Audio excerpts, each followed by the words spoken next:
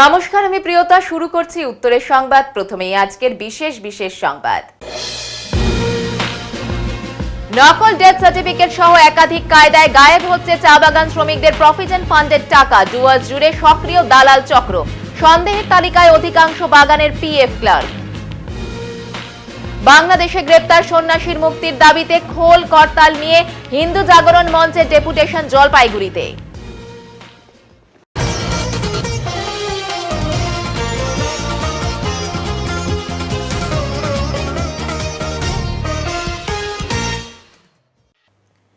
বাংলাদেশে গ্রেপ্তার সন্ন্যাসীর মুক্তির দাবিতে খোল করতাল সহযোগে হিন্দু জাগরণ মঞ্চ মিছিল করে জলপাইগুড়িতে ডেপুটেশন জমা দিল। বাংলাদেশে আটক সন্ন্যাসীর মুক্তির দাবিতে জলপাইগুড়ির রাজপথে হিন্দু জাগরণ মঞ্চের প্রতিবাদ মিছিল। সম্প্রতি বাংলাদেশে তদারকি সরকার গ্রেপ্তার করে কারাগারে বন্দী করেছে আন্তর্জাতিক কৃষ্ণ ভক্ত সংগঠন ইসকনের সন্ন্যাসী চিন্ময় দাস প্রভুকে। এরপর থেকে উত্তাল হয়ে উঠেছে ভারতের বিভিন্ন রাজ্য সহ পশ্চিমবঙ্গের একাধিক জেলা। চলছে সন্ন্যাসীর মুক্তির দাবিতে বিক্ষোভ মিছিল সমাবেশ। সোমবার একই দাবিতে হিন্দু জাগরণ মঞ্চের জলপাইগুড়ি জেলা শাখার পক্ষ থেকে শহরের বাবুঘাট থেকে এক প্রতিবাদ মিছিল রাজপথ ধরে এগিয়ে চলে কড়া পুলিশের পাহারায়। মিছিল থেকে স্লোগান দেওয়া হয় অবিলম্বে বাংলাদেশ সরকার দ্বারা গ্রেপ্তার হিন্দু সন্ন্যাসী চিন্ময় দাস প্রভুর মুক্তির। মিছিল শেষে হিন্দু জাগরণ মঞ্চের পক্ষ থেকে এই বিষয়ে জেলা শাসকের কাছে একটি স্মারকলিপি প্রদান করা হয় বলে জানানো হয়। হিন্দু জাগরণ মঞ্চের পক্ষ থেকে জানানো হয়, এই মিছিলের মাধ্যমে আমরা সরকারের কাছে আমাদের দাবি জানাচ্ছি। আমরা আশা করি তারা দ্রুত কার্যকরী পদক্ষেপ নেবেন এবং ধর্মীয় সম্প্রীতি বজায় রাখার জন্য সঠিক ব্যবস্থা গ্রহণ করবেন। এদিনের মিছিল জলপাইগুড়িতে ধর্মীয় সহিষ্ণুতা এবং একতার এক উজ্জ্বল উদাহরণ হিসেবে উঠে এসেছে। বন্ধ করা হয় কারণ ওটা তাদেরও মাতৃভূমি, এটা মাথায় রাখতে হবে। ওটা শুধু জেহাদিদের মাতৃভূমি নয়, ওটা বাংলা, ওটা আমাদের হিন্দু ভাইদের, বোনেদের, মায়েদের মাতৃভূমি। সেই মাতৃভূমিতে তাদের সুরক্ষা নিশ্চিত করতে হবে। আমাদের জাতীয় পতাকার প্রতি তারা যে অবমাননা করেছেন তার জন্য তাদের কঠিন সাজা পাওয়া উচিত এবং আমাদের বর্তমানে যা পরিস্থিতি বাংলাদেশে চলছে তার সেটা অবিলম্বে বন্ধ করা উচিত। যে অরাজকতা চলছে, ভারত সরকার যাতে সেখানে ইন্টারফেয়ারেন্স করে, এটাই আমাদের দাবি।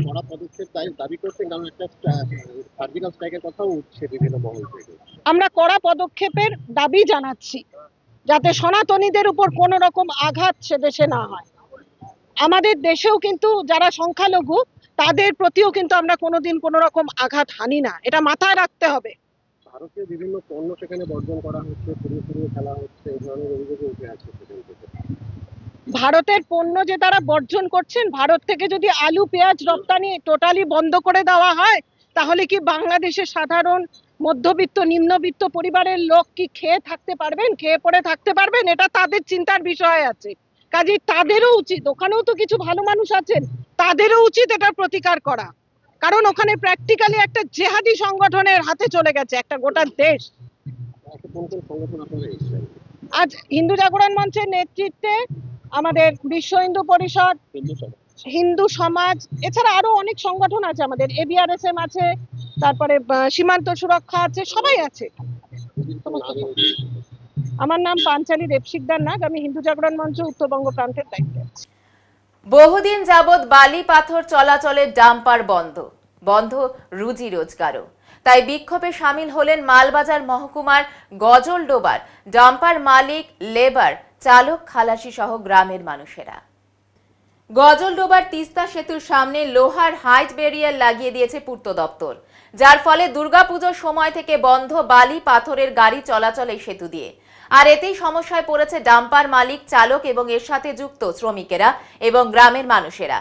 এই সেতুর ওপর দিয়ে ডাম্পার চলাচলের দাবিতে সোমবার গজলডোবার 10 নম্বর চৌপতিতে বিক্ষোভে সামিল হলো গাড়ির মালিক সহ এর সাথে যুক্ত মানুষেরা। সামিল হয়েছিল গ্রামের মহিলারাও। ক্ষিপ্ত মানুষ, কৃষক, লেবারেরা হাতে বেলচা, কোদাল, প্ল্যাকার্ড নিয়ে রাজ্য সড়ক অবরোধ করে বিক্ষোভে সামিল হয়।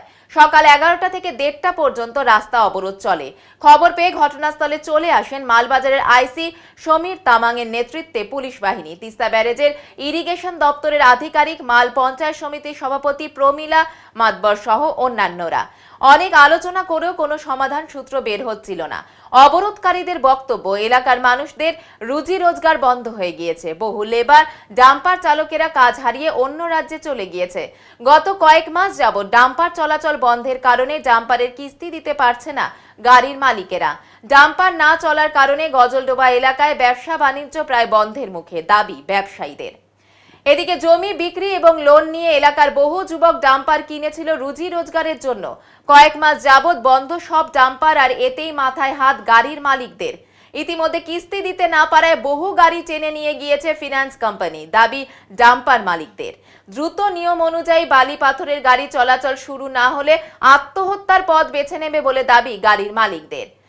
গজলডোবা ট্রাক ওনার্স অ্যাসোসিয়েশনের সেক্রেটারি গোবিন্দ মণ্ডল বলেন, দ্রুত ডাম্পার চলাচলের অনুমতি দিতে হবে, তা না হলে আন্দোলন চলবে। সেতু সংস্কারের কথা বলে ডাম্পার বন্ধ করেছে পূর্ত দপ্তর কর্তৃপক্ষ, অথচ 2 মাস হয়ে গেল সেতু সংস্কারের কিছুই হয়নি।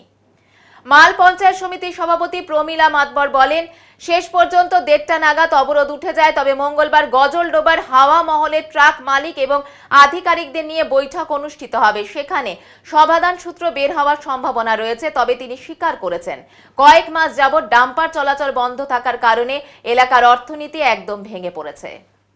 আমি এই যে গ্রামে গজলডোবা গ্রামের হচ্ছে একজন কৃষক, কৃষি কাজ করি, কৃষির উপরে নির্ভরশীল, এবং তার সাথে আমার এই যে নদী, এই যে গ্রীষ নদী, চিল নদীর সাথে আমরা এই কৃষকরা জড়িত আছি। কেন? আমরা যে কৃষক কৃষি কাজ করে যে আলু এবং মটরশুঁটি যাই চাষ করি না কেন, অনেক ঋণ ধার করে এই চাষাবাদটা করার পরে দেখা গেল যে ওই ঋণ করার ফলে আমাদের যা যে মূল্যে বিক্রি হয় অনেক সময় লস হয়ে যায়। এই লসটা আমরা এই বালি নদীর ঘাটে কাজ করে কিছুটা মেকআপ করি। আজকে এই নদী ঘাট বন্ধ হওয়াতে আমরা পথে বসে গেছি, কি করব এখন নিরুপায়। বালি পাথর যদি আমাদের নদীতে না চলে, এদিকে কৃষি নিয়ে ঋণ হয়ে গেছি, আর ছেলে পেলেকে পড়াতে পারছি না, আর নদীতে বালি পাথরও চালাতে পারছি না। বাড়িতে খাওয়ার 2 দিন থাকে, আবার 4 দিন থাকে না। এই হাজিরা দিয়ে চলাচল করছে। এখন কেউ হাজিরাও নিতে চাচ্ছে না। হাজিরার কথা বলে যে এখন হাজিরা নেই, আমাদের পয়সা করি নাই, হাজিরা নিতে পারবে না, নিজেদের কাজ নিজেরাই করছি। এখন চারিদিকে তাই দেখছি, এই যে বালি পাথরের ডাম্পার বন্ধ হয়ে আছে। তো আমরা দেখছি সেটাই কারো ঘরে পয়সা করি তেমন নাই, আর আমাদের রুজি রোজগারের ব্যাঘাত ঘটে গেছে। তাই আমার নাম নিরঞ্জন সরকার। আমি চাচ্ছি অবিলম্বে এই নদীঘাটটা চালু হয়ে যাক, আর সুস্থ জীবন যাপন আমরা ফিরে পাই। এটাই সরকারের কাছে, ব্যারেজ ডিপার্টমেন্ট দিয়ে যাতে আমরা তিস্তা ব্যারেজ দিয়ে যাতে গাড়িটা চালাতে পারি, এটাই সরকারের কাছে আবেদন করছি। সমস্যা হচ্ছে গাড়ি নিয়ে। আমাদের 1.5-2 মাস তো বর্ষার গাড়ি বন্ধ ছিল, 3 মাস গাড়ি বন্ধ ছিল। তারপরে খোলার পরে ফট করে ডিপার্টমেন্টের থেকে বন্ধ করে দিল। ব্রিজের উপর দিয়ে গাড়ি দিতে দিবে না, ব্রিজ বলে করবে, রিপাইন করবে। সে ডেটটাও চলে গেছে, রিপাইন করেনি। তাহলে এখন গাড়ি খুলতেছে না। এখন আমাদের কিস্তির গাড়ি, আমরা কিস্তি দিতে পারছি না। আমরা এখন না খেয়ে মরারও যোগ্য হয়ে গেছে। তাহলে বন্ধন আছে, কিস্তি আছে, আমরা এগুলা কি করে দেব? সে কোম্পানির লোক ডেলি ফোন করে আমাদেরকে ধুমকি দিচ্ছে, গাড়ি টেনে নিয়ে যাবে, গাড়ি টেনে আমরা কি করে বাঁচবো? আমাদের বাঁচার কোনো উপায় নাই এখন। এখানকার ব্যবসা তো কয় মাস থেকেই বন্ধ, এখন বন্ধ করে দিচ্ছে। কেন? আমাদের বালু পাথরের পর ব্যবসা, দোকান পাশার হোটেল সব বন্ধ হয়ে গেছে। এখন আমাদের এই গাড়ি না খুললে আমরা এখন আর বাঁচবো না। এই জন্যই আমরা পদ অবরোধ করেছি। আমাদের যতদিন গাড়ি না খুলবে ততদিন আমরা এই অবরোধ তুলবো না। লেবার মিস্ত্রিও বাসে এইটার থেকে অনেকজন তো ভিন রাজ্যেও বাড়ি গিয়েছেন। হ্যাঁ, ওরা বিদেশেও গেছে, কতজনে কেরালায় চলে গেছে। কি করবে? করে না খেয়ে মরবে নাকি? আমার ছেলে বোমায় চলে গেছে। আমার নাম গীতা সরকার। আপনারা ইতিমধ্যে জানেন, আমরা এর আগেও হালকা বিক্ষোভ করেছিলাম। রাস্তা অবরোধ সেদিন আমরা করিনি, বিক্ষোভ সমাবেশ একটি করেছিলাম, যাতে আমাদের বার্তাটা পৌঁছে দেওয়ার বিষয় ছিল। কিন্তু আমরা বার্তা পৌঁছে দিয়েছি। সাথে সাথে আপনারা জেনে রাখুন, আমাদের কাছে সবার কপি আছে। এখানে এক এক করে আমি দেখাতে পারবো। এখানে ডিএমকে দেওয়া আছে কপি, আমাদের জেলা শাসক মহাশয় যিনি, এসডিওকে দেওয়া আছে, আমাদের বিডিওকে দেওয়া আছে, থানাতে দেওয়া আছে। আমরা 15 দিন সময় দিয়েছিলাম যে 15 দিনের মধ্যে অন্তত তিস্তা ব্যারেজের কোনো কাজ শুরু করতে হবে। আমরা দেখতে পাচ্ছি বিগত 3 মাস থেকে একটা শুধু নোটিফিকেশনের মাধ্যমে তিস্তা ব্যারেজে 6 টন মাত্র ওজন বৃদ্ধি নিয়ে গাড়ি যেতে পারবে, তার অধিক কোনো গাড়ি যাতায়াত করতে পারবে না। তার প্রতিবাদে আজকে আমরা পুনরায় রাস্তায় নামতে বাধ্য হয়েছি। আপনারা দেখুন, পেটের তাগিদে এখানে শুধু গাড়ির মালিক না, সঙ্গে রয়েছে একদম নিম্ন স্তরের মজুর, লেবার, নদীর সঙ্গে জড়িত, সঙ্গে রয়েছে গাড়ির সঙ্গে যুক্ত খালাসি, ড্রাইভার, যারা পেটের তাগিদে আজকে রাস্তায় নামতে বাধ্য হয়েছে। সঙ্গে ঘাটের মালিকরা রয়েছে, তাদের বৈধ ঘাটে রয়্যালটি প্রদান করছে না। এই সমস্ত বিষয় নিয়ে দ্রুত পদক্ষেপ নিয়ে আমাদের গাড়ি চলাচলের অনুমতি দিতে হবে। এখনও কোনো ডিসিশন হয়নি। যেটা হওয়ার মধ্যে আমাদের এডিও সাহেব আসছে, এডিও সাহেবের কাছ থেকে এটুকু এক্সিকিউটিভ নাম্বার নেওয়া হলো বা তার সঙ্গে কথা হলো যে ব্রিজে ওনারা একটা যে সিদ্ধান্ত করছে যে 6 টনের উপরে কোনো মাল যাবে না, সেটা কোন প্রসেসের উপর ভিত্তি করে সেটা করছে সেটা জানার জন্য বা শোনার জন্য উনি কালকে আমাদের বললো আজকে অবরোধকারীদেরকে উঠানোর কথা, কালকে 5টার টাইম দিল, তার সঙ্গে কথা বলে সে ডিসিশন দিবে যে এটা কি সিদ্ধান্তের মধ্যে নেওয়া যায়। এখনও কোনো সিদ্ধান্ত হয়নি। এখানকার মানুষ কি বলবো, মানে এখন অনাহারি, যেটা বলতেছে এখন না পারতেছে একটা বাচ্চা কাচ্চা টিউশনি করাইতে, না পারতেছে এখন নিজের ঘরে উনান জ্বালাইতে। এখন এমন কি যাদের নাকি গাড়ি ঘোড়া 2-1টা আছে তা বিক্রি করতে হচ্ছে, জমি জায়গা সব বিক্রি করে আজকে মানে অতিরিক্ত অত্যন্ত দুঃখের সঙ্গে তারা আজকে রাস্তা অবরোধ করতে বাধ্য হচ্ছে। যেটা আমাদের করা চলে না সেটাই করছে এরা, তাই এখন আমাদের এদের পাশে দেখতেই হচ্ছে। ট্রেন থেকে উদ্ধার হলো 42 বোতল অবৈধ মদ। বৈষ্ণোদেবী কাটরা এক্সপ্রেস ট্রেন থেকে উদ্ধার হলো 42 বোতল অবৈধ মদ। রবিবার ট্রেনটি এনজিপি স্টেশনে এসে পৌঁছলে আরপিএফ এর আধিকারিকেরা ট্রেন থেকে এই বোতলগুলিকে উদ্ধার করেন। তবে ঘটনায় কাউকে গ্রেপ্তার করা হয়নি। ঘটনার তদন্তে রয়েছে রেল পুলিশ। জানা যায় উদ্ধার হওয়া মদের আনুমানিক বাজার মূল্য 9,910 টাকা। ট্রেনের জেনারেল কামরা থেকে মদগুলি উদ্ধার হয়। বিশ্ব প্রতিবন্ধী দিবস উপলক্ষে জলপাইগুড়িতে বিভিন্ন অনুষ্ঠানের আয়োজন করা হয়েছে জলপাইগুড়ি ওয়েলফেয়ার অ্যাসোসিয়েশনের পক্ষ থেকে। এই দিনটি উপলক্ষে বিভিন্ন অনুষ্ঠানের পাশাপাশি চলবে রক্তদান শিবিরও। আগামীকাল বিশ্ব প্রতিবন্ধী দিবস, আর সেই উপলক্ষে প্রতি বছরের মতন এবছরও জলপাইগুড়ি ওয়েলফেয়ারের আওতায় বিশেষ চাহিদা সম্পন্ন সকল প্রতিবন্ধী ভাই ও বোনেদের নিয়ে একটি বিশাল মিছিলের আয়োজন করা হয়। এবারও তার ব্যতিক্রম হবে না। জলপাইগুড়ি ওয়েলফেয়ারের উদ্যোগে এই মিছিলটি ওয়েলফেয়ার থেকে শুরু হয়ে জলপাইগুড়ি শহরের বিভিন্ন পথ পরিক্রমা করবে এবং ওয়েলফেয়ারে শেষ হবে। শেষে তাদের একটি প্রতিনিধি দল জেলা শাসকের কাছে বিভিন্ন দাবি দাওয়া নিয়ে জেলা শাসকের কাছে স্মারকলিপি প্রদান করবেন। এই বিষয়ে ওয়েলফেয়ারের সম্পাদক সঞ্জয় চক্রবর্তী বলেন, প্রতিবন্ধীদের বিভিন্ন সরকারি সুবিধা থাকলেও তা বর্তমানে কার্যকর হয় না, তাই আমরা আমাদের দাবি নিয়ে আবারও সরকারের কাছে যাব। আমাদের দাবি থাকবে যে আইনে যা বলা আছে প্রত্যেকটা প্রতিবন্ধী যেন ঠিকঠাক পায়, যেমন ট্রাইসাইকেল, হুইলচেয়ার, ক্রাচ ইত্যাদি যা যা সহায়ক যন্ত্রপাতি যাতে প্রতিবন্ধীরা অনায়াসে যাতায়াত করতে পারে সরকারি উদ্যোগে করা উচিত। সরকারি উদ্যোগে না করে জলপাইগুড়ি ওয়েলফেয়ার নিয়মিত করছেন। যে আপনারা জানেন গত 20 তারিখ আমরা ওয়েলফেয়ার থেকে 115 জন প্রতিবন্ধী মানুষকে ট্রাইসাইকেল, হুইলচেয়ার, ক্রাচ দিয়েছি, যাতে তারা নিজেরা চলাফেরা করতে পারে, চলাফেরা করে কিছু আর্থিক উপার্জন করতে পারে, সংসার নির্বাহ করতে পারে। এখনও কত সংখ্যা রয়েছে, মানে পার্সেন্টেজ যারা এই সুবিধা থেকে বঞ্চিত? এখনও যেহেতু গোটা পপুলেশনের 3% বলা হয় প্রতিবন্ধী আছে, 3 থেকে 3.5, সেখানে এখনও কেউই সেইভাবে অর্থে পায় না। মোটামুটি বেসরকারি প্রতিষ্ঠানগুলো কাজ করছে, তার জন্য প্রতিবন্ধীরা কিছুটা অধিকার পাচ্ছে বলবো আমি। সরকারি উদ্যোগ যতদিন সম্পূর্ণ না হবে ততদিন আপনি একটা সাধারণ একটা প্রতিবন্ধী হওয়ার জন্য যে একটা চিহ্নিতকরণ প্রতিবন্ধী সার্টিফিকেট করতে হয়, একটা সার্টিফিকেট করতে গেলে যারা শহরের মধ্যে থাকে তারা 2-3 দিন ঘোরে, গ্রামাঞ্চলে তো প্রতিবন্ধীরা আসতেই পারে না। আইনটা বলেছে যে গ্রামে গিয়ে প্রত্যেকটা ব্লক স্তরে একটা হ্যান্ডিক্যাপ সার্টিফিকেট ক্যাম্প করে দেওয়ার কথা, কিন্তু সেটা দূরস্থ। একটা প্রতিবন্ধী মানুষ কোথায় গেলে মূলত এটা পাবে? এটা জলপাইগুড়ি সদর হাসপাতাল থেকে পাওয়ার কথা, প্রতিবন্ধী সার্টিফিকেট হাসপাতাল থেকে পাওয়ার কথা, কিন্তু একটা প্রত্যন্ত গ্রাম যেখানে গাড়ি ঘোড়া এখনও চলে না, সেই প্রতিবন্ধীটা আসবে কী করে হাসপাতালে? 2 দিন তার সার্টিফিকেটটা করবো কী করে? সার্টিফিকেট না হলে সরকারি সুযোগ সুবিধাগুলো থেকেও বঞ্চিত থাকবে। এর জন্য এই কাজগুলো আমাদের সংস্থা করে থাকে এবং এখন প্রতিবন্ধী সার্টিফিকেট প্রায় বলবো 80% আমরা সার্টিফিকেট করে দিতে পেরেছি। জলপাইগুড়ি সুনীতিবালা সদর উচ্চ বালিকা বিদ্যালয়ের পরিকাঠামোগত বিভিন্ন বিষয় নিয়ে আলোচনায় বসেছিলেন হাইকোর্টের বিচারপতি বিশ্বজিৎ বসু। সেই অনুসারে আজ বিকেলে কলকাতা হাইকোর্টের জলপাইগুড়ি সার্কিট বেঞ্চে উপস্থিত হয়েছিলেন জেলা স্কুল পরিদর্শক মাধ্যমিক বালিকা গোলে স্কুলের প্রধান শিক্ষিকা সুতপা দাস, ডিপিএসসির চেয়ারম্যান লক্ষ্যমোহন রায় সহ অন্যান্যরা। সূত্রের খবর, সম্প্রতি বিচারপতি বিশ্বজিৎ বসু সুনীতিবালা সদর উচ্চ বালিকা বিদ্যালয়ে পরিদর্শনে গিয়েছিলেন। সেখানে বেশ কিছু বিষয় তার নজরে আসে। সেই মতো এদিন কর্তৃপক্ষের সাথে বৈঠক করেন তিনি।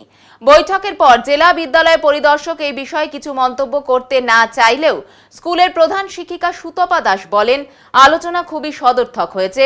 স্কুলে একটি দ্বিতীয় ক্যাম্পাস তৈরির বিষয় বলা হচ্ছে। বিস্তারিত DI madam, DPSC chairman, DPO sir বলবেন বলে তিনি জানান।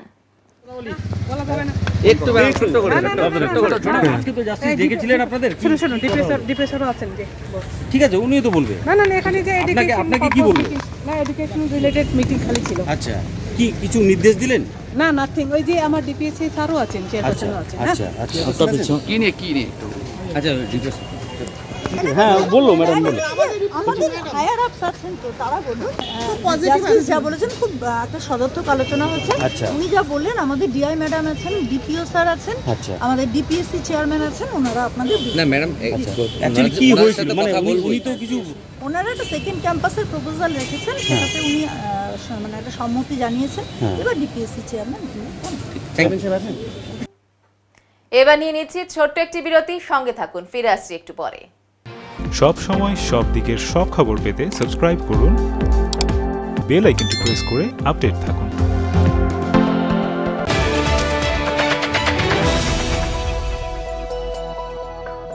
জলপাইগুড়ি পাহাড়পুর মোড়ের ওপর পেট্রোল পাম্পের পাশে রাজভবন এক এক্সক্লুসিভ বা তুলনাহীন ভবন, এই জন্য যে এই ভবনের ভেতরে যাওয়ার পর আপনাদের আবদ্ধ মনে হবে না।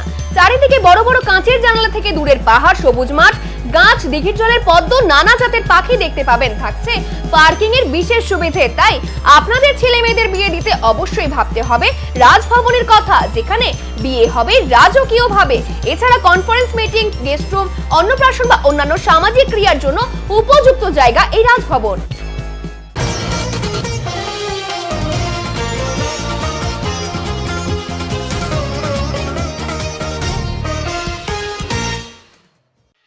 নকল মৃত্যু সার্টিফিকেট সহ একাধিক কায়দায় গায়েব হয়ে যাচ্ছে চা বাগান শ্রমিকদের পিএফ এর টাকা। ডুয়ার্স জুড়ে সক্রিয় দালাল চক্র। এই ঘটনায় সন্দেহের তীর অধিকাংশ বাগানের পিএফ ক্লার্কদের দিকে। সোমবার ডুয়ার্সের প্রায় 34টি চা বাগানের প্রতিনিধিত্ব করতে জলপাইগুড়িতে অবস্থিত রিজিওনাল প্রভিডেন্ট ফান্ড কমিশনারের সঙ্গে দীর্ঘ সময় ধরে চলা পশ্চিমবঙ্গ চা মজদুর সমিতির এক বৈঠকে এমনটাই অভিযোগ উঠে আসে। বৈঠকে উপস্থিত regional provident fund commissioner Pawan Kumar Bansal গুরুত্ব সহকারে অভিযোগগুলো সম্পর্কে অবহিত হওয়ার পর সংবাদ মাধ্যমের প্রতিনিধিদের জানান, চা বাগান শ্রমিকদের প্রভিডেন্ট ফান্ডের কাজ দ্রুত অনলাইন ব্যবস্থার মধ্যে এনে আমরা এই ধরনের সমস্যাগুলো থেকে শ্রমিকদের মুক্তি দিতে চাইছি, যে কারণে ইতিমধ্যে একটি বিশেষ পোর্টালে কাজ শুরু করেছি। কারণ এমন অভিযোগগুলোর তদন্ত করতে গিয়ে আমরা দেখছি চা বাগানের শ্রমিকেরা বেশিরভাগই নিরক্ষর। সেই সুযোগ নিয়ে বেআইনি কাজগুলো করা হচ্ছে। এই ধরনের দুর্নীতির সঙ্গে যদি আমাদের দপ্তরের কোনো কর্মী জড়িত থাকে এবং আমরা অভিযোগ পাই, তাহলে অবশ্যই ব্যবস্থা নেব। তবে নকল ডেথ সার্টিফিকেট পরীক্ষার কোনো বিশেষ ব্যবস্থা আমাদের হাতে নেই। এই ব্যাপারে যারা ডেথ সার্টিফিকেট দিচ্ছেন সেই দপ্তর তাদের দায় এড়াতে পারেন না। আমরা শুধু কিউআর কোড স্ক্যান করে দেখে নিই সংশ্লিষ্ট দপ্তর থেকে এটি প্রদান করা হয়েছে কিনা।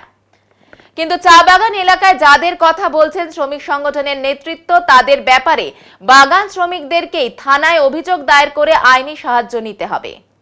जहाँ तक ये एलिगेशंस की बात है, तो वर्कर्स और यूनियन के पदाधिकारी स्वतंत्र हैं। किसी भी दलाल की वो बात करते हैं तो उसके खिलाफ एफआईआर करने के लिए, यदि बागान के पीएफ क्लर्क के बारे में भी कोई शिकायत करते हैं उसके खिलाफ भी वो एफआईआर स्वतंत्र हैं एफआईआर करने के लिए। हमारा पीएफ ऑफिस का यही प्रयास है और आप देखेंगे पूरे भारत में अभी ईपीएफओ की सर्विसेज ज़्यादा से ज़्यादा ऑनलाइन की गई हैं। हमारे यूट्यूब चैनल पर सारी केवाईसी करना, ई नॉमिनेशन करना, यूएन को एक्टिवेट करना, वो सब सुविधाओं कैसे करनी है उसके हिंदी, अंग्रेजी एवं लोकल भाषाओं में वीडियो दिए गए हैं। मैं फिर आपके माध्यम से सबसे यही कहूँगा कि सारी सर्विसेज को ऑनलाइन करें और उसका लाभ लें। यदि कोई भी अनुचित बात करता है तो उसके खिलाफ पुलिस कंप्लेंट करें। ये फर्जी डेथ सर्टिफिकेट दे के पैसा उठा लिया, ऐसा भी एक एलिगेशन है, इसके बारे में यदि ऐसा है तो वो तो मैं कहूँगा कि आप बेसिकली उन्हीं से कमेंट मांगें जो डेथ सर्टिफिकेट इशू करते हैं। ईपीएफ डिपार्टमेंट डेथ सर्टिफिकेट की वेरिफिकेशन करता है, क्यूआर कोड स्कैन करके उसको चेक करता है तो इसके बारे में बेहतर होगा कि जो डेथ सर्टिफिकेट जारी कर रहे हैं उनसे आप कमेंट्स लें। तो ये तो स्टेट गवर्नमेंट का काम है।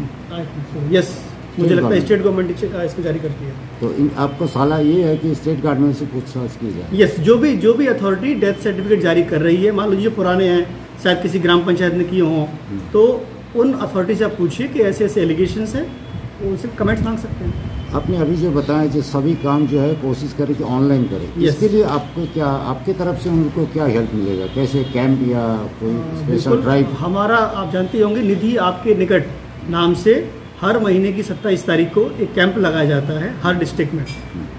जिला जलपाईगुड़ी, अलीपुरद्वार, कूच बिहार, तीनों डिस्ट्रिक्ट में एक एक गार्डन में जाके हमारी टीम 3 या 4 आदमी। অপরদিকে পশ্চিমবঙ্গ চা বাগান মজদুর সমিতির কেন্দ্রীয় কমিটির সদস্য কৃষণ খেরিয়া ক্ষোভের সঙ্গে বলেন, আমাদের সমাজে আজও নিরক্ষর মানুষ রয়েছে।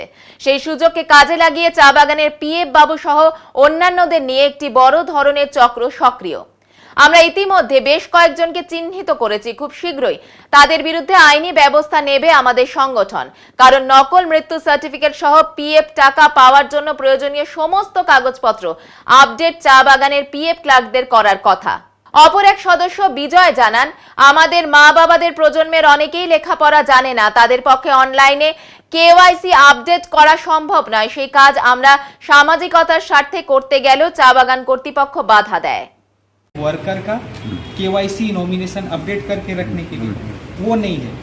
अगर किसी का नॉमिनेशन अपडेट नहीं है और सपोज जो वर्कर काम कर रहा है उसका डेथ हो गया, तो उसका जो फैमिली रहेगा, जिसका हक बनता है उसका पीएफ और ईडीएलआई का अगर पैसा बनता है, अगर नॉमिनेशन नहीं रहेगा तो उसको दिक्कत होगा ही। तो यहाँ पर क्या होता है, मेरे हिसाब से पीएफ बाबू या फिर मैनेजमेंट जो भी बोलो, लोग पर्पसफुली ये काम को नहीं करते हैं। ठीक है, अगर नॉमिनेशन नहीं है तो लोग जाएंगे पीएफ बाबू के पास, पीएफ बाबू बोलेगा नॉमिनेशन नहीं है। तो आपको क्या ऐसा लगता है कि ये दलाल जो है या जो भी घोटाला इसमें हो रहा है, इसको जारी रखने के लिए ये लोग जो अभी जो मॉडर्न सिस्टम आया, ये सिस्टम को लागू नहीं कर रहा है या अपडेट कर नहीं रहा है ये लोग? ऑब्वियसली इसको कंटिन्यू करने के लिए कि यही सिस्टम चालू रहे तो उनका बिजनेस बरकरार रहेगा, ऐसा लगता है। जी जी, अगर डॉक्यूमेंटेशन का काम अगर पीएफ बाबू सब कुछ अप टू डेट करके रख रहा है, तो उनका जो साइड इनकम का बिजनेस बोल सकते हो आप, वो बंद हो जाएगा।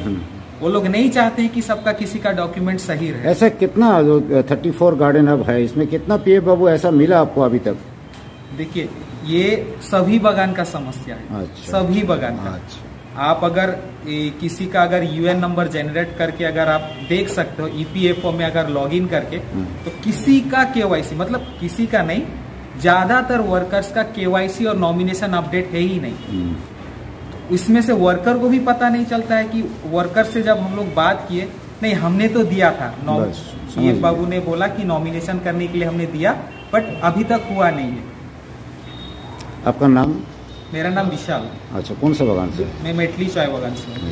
देखिए, हमारा जो मानना है, हमने जो लास्ट टाइम हम लोगों ने केस किया है गुर्जनझोड़ा चा बागान में, वहाँ पे हमने देखा है कि दलाल तो इन्वॉल्व है ही, उसके साथ साथ में जो लोग डेथ सर्टिफिकेट जो लोग इशू करते हैं वो लोग भी इन्वॉल्व है, जो डिपार्टमेंट है जो वेरीफाई करता है वो लोग भी इन्वॉल्व है, जो मैनेजमेंट जो वेरीफाई करता है क्लेम को वो भी इन्वॉल्व है। तो हमें लगता है कि ये बहुत बड़ा एक नेक्सस है जिसमें सारे नीचे से लेकर ऊपर तक इन्वॉल्व है, और हम लोग चाहते हैं कि जल्द से जल्द ये बंद हो। इसीलिए आज हम लोग यहाँ पे कंप्लेंट देने के लिए आए थे, और हम लोग केस भी कर रहे हैं अलग अलग मकान में, जहाँ जहाँ पे हम लोग को ऐसा केसेस आ रहे हैं, हम लोग पुलिस केस कर रहे हैं। हम लोग ये कह सके कि जो इस नेक्सस में जो कोई भी है वो अभी से होशियार हो जाए, वरना उनको कानूनी दर पर कोई। देखिए, हम लोग वर्कर के साथ में खड़े हैं। जो लोग जो भी है, चाहे जितना भी बड़ा दल हो, जितना भी बड़ा नेता हो, चाहे कोई भी हो, जो लोग वर्कर का पैसा खाएगा, जो लोग गलत तरीके से पैसा खाएंगे, गैर कानूनी तरीके से पैसा खाएंगे, हम लोग उनके ऊपर कानूनी कार्रवाई करेंगे। और ये हमारा यूनियन जो है पश्चिम बंगाल चा मजदूर समिति, वो वर्कर के लिए काम करता है, श्रमिकों के लिए काम करता है, श्रमिकों के हित के लिए काम करता है। और जो दलाल लोग हैं जो इनके पैसा खा रहे हैं, उनको गलत तरीके से पैसा लिया जा रहा है उनका, हम लोग उनके ऊपर कानूनी कार्रवाई करेंगे। जो भी ये लोग काम कर रहे हैं, हम लोग उनसे यही कहना चाहेंगे कि आप लोग इस काम को बंद कर दीजिए, नहीं तो हम आने वाले दिन में और भी ज़्यादा बड़े एक्शन में हम लोग जाएंगे। ধানের খোসা ঝেড়ে তার থেকে চাল বের করার প্রক্রিয়া চলছে জলপাইগুড়ি সহ উত্তরবঙ্গের বিভিন্ন গ্রামাঞ্চলে আধুনিক মেশিনে চলছে সেই কাজ। বর্তমানে ধান কেটে কৃষকেরা ঘরে নিয়ে যাচ্ছেন তাদের অমূল্য রত্নটি। পাকা ধান কাটার পর এখন চলছে ধানের খোসা ছাড়াইয়ের কাজ। ধান থেকে বের হবে চাল, আর এই চাল বাজারে বিক্রি করে চাষিরা কিছু অর্থ উপার্জন করবে। তবে এবছর আবহাওয়াতে কিছুটা পরিবর্তন হওয়ার জন্য তেমন ভাবে লাভ আসবে না, এমনটাই বলছেন তারা। যদিও তেমন ভাবে ক্ষতির সম্মুখীন হতে হবে না তাদের বলেও তারা দাবি করেন। ধান থেকে খোসা বের করে চাল বের করে ঘরে তুলবেন, আর সেই চাল বাজারে বিক্রি করে টাকার মুখ দেখবেন। জলপাইগুড়ির বিভিন্ন গ্রাম অঞ্চলের এলাকায় এখন চলছে ধান থেকে চাল বের করার কাজ। এটা যমুনা ধান দাদা। আচ্ছা, এবার কেমন ধানের বাজার? ধানের বাজার তো এখনো বর্তমান আমি বিক্রি করি নাই, মানে ওই জন্য পিটানো হচ্ছে, তারপরে বিক্রি দেখি কত হয়। ধান কাটা তো প্রায় শেষ। হ্যাঁ, কাটা শেষ, আরও অল্প কিছু আছে। কত করে দাম শুনছেন? দাম তো শুনলাম 750 টাকা, 750 টাকা শুনলাম মন। আর গতবার তো 800 টাকা করে দিয়েছিলাম। তো এবার কি ক্ষতি নাকি? এবার দেখি, এখন হাটে নিয়ে যাব, কত করে বলে। আচ্ছা, সামনেই তো পৌষ পার্বণের বিষয়। হ্যাঁ, কতটা দাম থাকবে তখন মনে হয়? মোটামুটি 850 টাকা বা 800, 850 এরকমই থাকে। আপনার কি এবার কষ্টর যে ফসল সেটা কি পেয়েছেন? মানে না, এবার ওই পাই নাই। এবার যে হারে মানে খরা দিয়েছিল, ফসল এবার ভালো হয় নাই। পরের দিকে যে বৃষ্টি হয়েছিল, হ্যাঁ, পরে যে বৃষ্টি হয়েছিল তাও তো গান্ধী পোকায় ধান শেষ। আচ্ছা, তাহলে গান্ধী পোকার জন্য কি ধানের ক্ষতি হয়েছে? হ্যাঁ, ওই একটু খরা হচ্ছিল, তারপর লাস্ট দিকে যে জল ঢালো, ওই জলে আর কি হবে ধান বলেন, এই যে ব্যাপার। শীত পড়তেই রসদের খোঁজে জঙ্গল থেকে লোকালয়ে চলে আসে হাতির দল। এবারে গজরাজের দেখা মিলল শিলিগুড়ি মহকুমায়। শিলিগুড়ি মহকুমার বাগডোগরার গোসাইপুর অঞ্চলের ফয়রানি জোত গ্রামে বাগডোগরা জঙ্গল থেকে গ্রামে প্রবেশ করে একটি হাতি। চা বাগান এলাকা দিয়ে ঘোরাঘুরি করতে দেখা যায় তাকে। স্থানীয় বাসিন্দাদের মধ্যে পরেই আতঙ্ক ছড়িয়ে পড়ে। খবর দেওয়া হয় বাগডোগরা বন দপ্তরে ও বাগডোগরা পুলিশ প্রশাসনকে। বন দপ্তরের কর্মীরা এসে হাতিকে পুনরায় জঙ্গলে ফেরানোর চেষ্টা করতে থাকে। অন্যদিকে হাতি দেখতে মানুষের ভিড় জমে যায় এলাকায়। কোনো দুর্ঘটনা যাতে না ঘটে তার জন্য মোতায়েন করা হয়েছে পুলিশ, বন দপ্তরের কর্মীদেরও। एक हाथी आया है जो बागान में अभी खड़ा है, देख सकते हैं आप लोग। बहुत तांडव मचा रहा है। फॉरेस्ट डिपार्टमेंट की तरफ से आदमी लोग आया है, उसको रिकवर करने की कोशिश कर रहा है, लेकिन हाथी तो एक जगह में स्थित है, शायद वो थक गया होगा। अभी देखते हैं बाद में क्या होता है। लोगों के मन में बहुत डर है, क्योंकि हाथी ज़्यादातर इस गाँव में आता नहीं है, कभी कभार आता है। अभी देखते हैं क्या होता है। पिछली बार एक हादसा हुआ था। हाँ, पिछले बार भुजिया पानी में एक हादसा हुआ था। एक हाथी एक आदमी को मार दिया था। एक दाताल हाथी था, ऐसा ही बड़ा वाला हाथी था। अभी देखते हैं, इसी वजह से लोगों के अंदर बहुत डर है। अभी देखते हैं क्या होता है। जितना जल्दी हो सके फॉरेस्ट डिपार्टमेंट के अनुरोध करूँगा, जितना जल्दी। মহিষ পাচারের অভিযোগে একজনকে গ্রেপ্তার করল বিধাননগর তদন্ত কেন্দ্রের পুলিশ। জানা গিয়েছে ফাঁসিদেওয়া ব্লকের মুরালীগঞ্জ চেকপোস্টে অভিযান চালিয়ে একটি কন্টেইনার আটক করে 40টি মহিষ উদ্ধার করে বিধাননগর তদন্ত কেন্দ্রের পুলিশ। চালক মহিষগুলির কোনো বৈধ নথি না দেখাতে পারায় গ্রেপ্তার করা হয় তাকে। ধৃতের নাম মোহাম্মদ হায়দার, বয়স 36, উত্তরাখণ্ডের বাসিন্দা। পুলিশ সূত্রে খবর, উদ্ধার হওয়া মহিষ বিহার থেকে অসমে পাচারের উদ্দেশ্যে নিয়ে যাওয়া হচ্ছিল। ধৃতকে আজ শিলিগুড়ি মহকুমা আদালতে পেশ করা হয়েছে। এই ঘটনার সঙ্গে আরো কেউ জড়িত রয়েছে কিনা তার তদন্ত শুরু করেছে পুলিশ।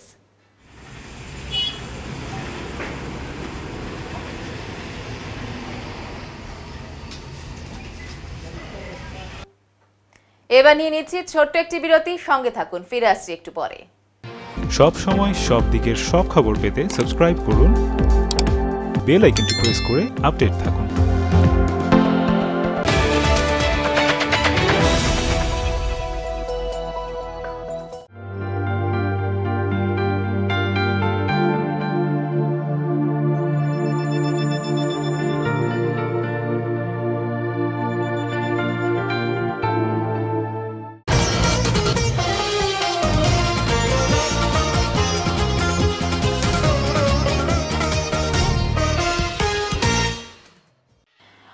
অবশেষে প্রায় 3 মাস পরে খাঁচা বন্দী হলো চিতা।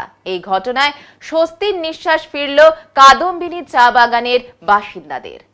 উল্লেখ্য, চলতি বছরের অগস্ট মাসে চিতার আতঙ্ক দেখা দেয় ফালাকাটা 2 গ্রাম পঞ্চায়েতের কাদম্বিনী চা বাগান এলাকায়। একাধিকবার চিতা দেখতে পান বাগানের শ্রমিকেরা বলে দাবি। অনেকের বাড়ির ছাগলও চিতার আক্রমণে জখম হয় বলে খবর। স্থানীয়দের দাবি মেনে গত সেপ্টেম্বর মাসে বন দপ্তরের তরফে এলাকায় একটি খাঁচা পাতা হয়। চিতাটি কোনোভাবেই খাঁচায় ধরা না দিলেও বন দপ্তর খাঁচাটি তুলে নেয়নি। অবশেষে আজ খাঁচায় বন্দী হলো সেই চিতাটি। খাঁচায় চিতা ঢুকেছে তা এদিন সকালে দেখতে পান শ্রমিকদের একাংশ। খবর পেয়ে ঘটনাস্থলে আসেন কুঞ্জনগরের বিট অফিসার সনদ সুর, জলদাপাড়া সাউথের রেঞ্জার রাজীব চক্রবর্তী সহ অন্যান্য বনকর্মীরা। চিতা দেখতে ভিড় করেন বাগানের শ্রমিকেরাও। এরপর বন দপ্তরের তরফে প্রাপ্তবয়স্ক ওই চিতাটিকে উদ্ধার করে চিকিৎসার জন্য মাদারিহাটে নিয়ে যাওয়া হয়। এবারে আবহাওয়ার খবর।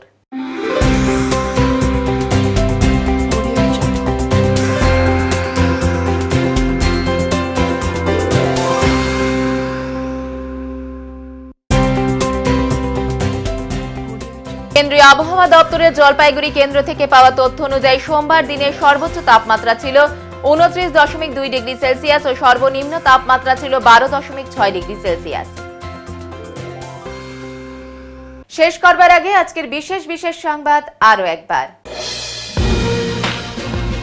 নকল ডেথ সার্টিফিকেট সহ একাধিক কায়দায় গায়েব হচ্ছে চা বাগান শ্রমিকদের প্রভিডেন্ট ফান্ডের টাকা। ডুয়ার্স জুড়ে সক্রিয় দালাল চক্র। সন্দেহের তালিকায় অধিকাংশ বাগানের পিএফ ক্লার্ক। বাংলাদেশে গ্রেপ্তার সন্ন্যাসীর মুক্তির দাবিতে খোল করতাল নিয়ে হিন্দু জাগরণ মঞ্চের ডেপুটেশন জলপাইগুড়িতে। উত্তরের মন পরিবেশিত উত্তরের সংবাদ এখনকার মতো এ পর্যন্তই। নমস্কার।